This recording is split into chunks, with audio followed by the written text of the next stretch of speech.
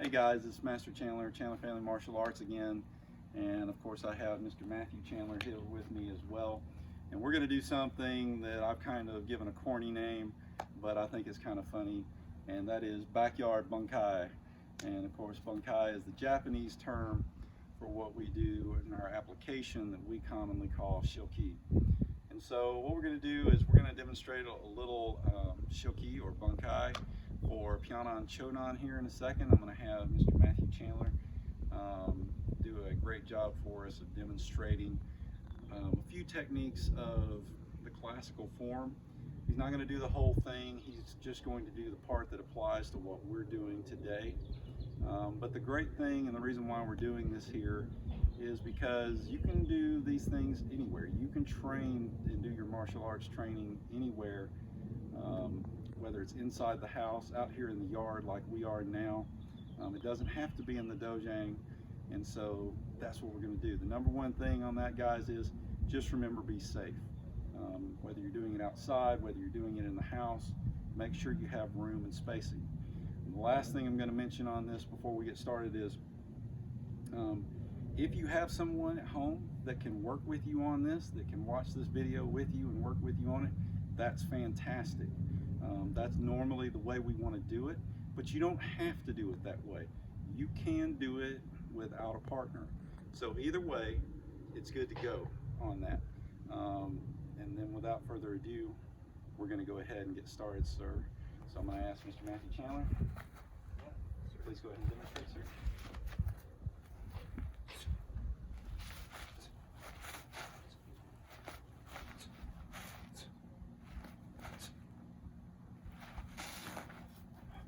Thank you, sir. All right, so very straightforward. There's not going to be a lot of interpretation here, but let's go through it nonetheless. So I'm going to simulate doing my last technique here when I went this way, and then as I turn, sir is going to do his front kick, and I'm going to block it and go through that. Ready, up, block it, hammer fist to the back of the neck. From here, I'm going to step forward in with my front punch, with my center punch. And say hello, everyone, to Molly, the Tang Soo dog. There on that. That's one of the great things about doing this at home, right? Everybody's included. So you got to see that technique there. It's really simple, really straightforward on that. Looks like exactly the way it does actually in the classical form.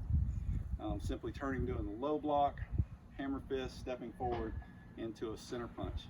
One thing I'll mention on this, if you do have the luxury of working on this with a family member, you notice that when I did my block, I did it with an open hand. I didn't come across with a traditional fist when I did that.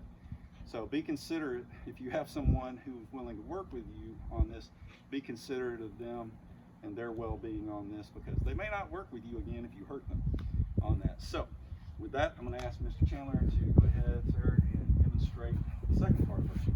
Sir. So from the punch here.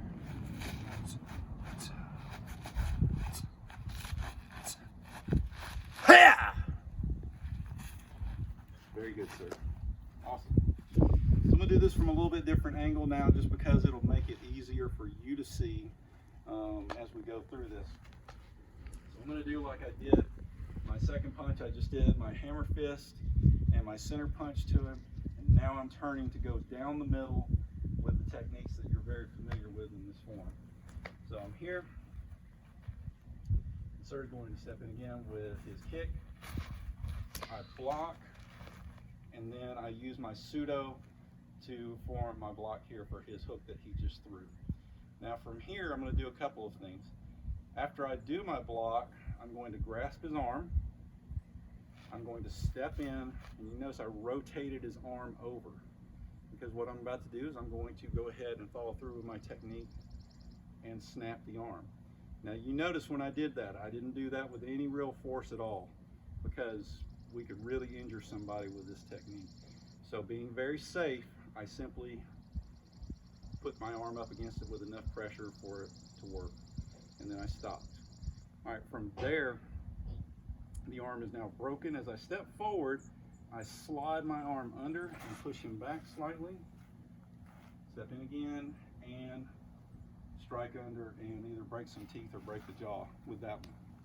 Now that's kind of the classical thing, and that's what we know really well. And it works great, it looks beautiful. And I'm going to show you a little different variation on that. So I'm going to go back to here, like where I've done the pseudo to block this punch. Now from here, the simple thing is, what if he didn't throw a punch with his left, or his right? What if he threw it with his left? And so the truth is, it works still. So I'm going to take this, and when I rechamber from the low block that I just did against his kick, I use it more as a parrying technique now to block the punch out of the way. Now from here, you can see this leaves a whole lot open for us to work with. Now instead of doing that forearm technique, which actually I could still do, I could still step in and do it as a forearm strike to the head, but from here I can also step in, round off with an elbow strike.